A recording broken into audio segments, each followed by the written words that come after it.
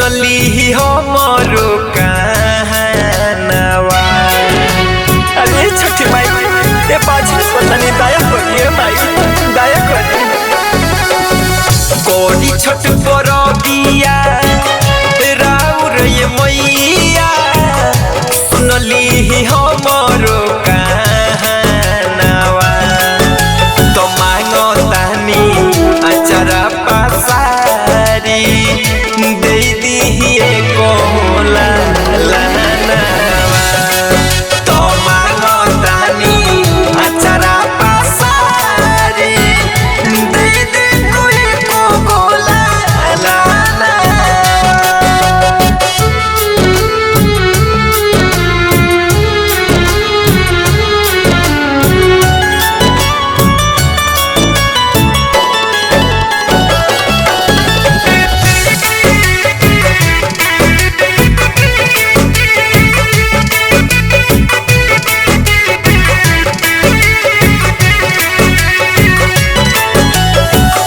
मारो तताना लोगो अपना सहाय, बाजी के गोद भर दिए छठी माई। भाई अब हमसे ना सहाय भाई, अब रहुए विचार करिए छठी माई। हाँ मारो तताना लोगो अपना सहाय, बाजी के गोद भर दिए छठी माई। ए छठी मैया रोई रोई दौरा सजाई, सुन सुन लागे मोरा आंगनवा।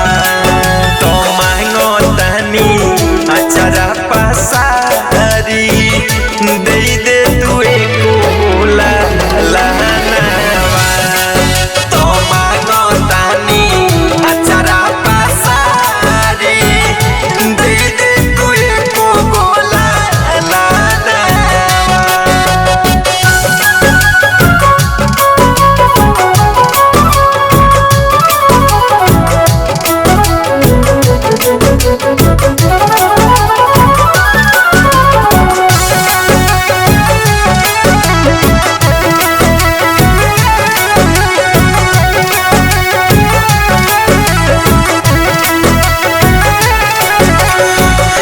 संदीप प्रेमी के घर ही बोलवाइब, याद हो बरांड से गीतिया गवाइब।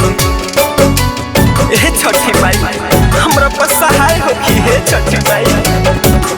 संदीप प्रेमी के घरे बोलवाइब, याद हो बरांड जी से गीतिया गवाइब।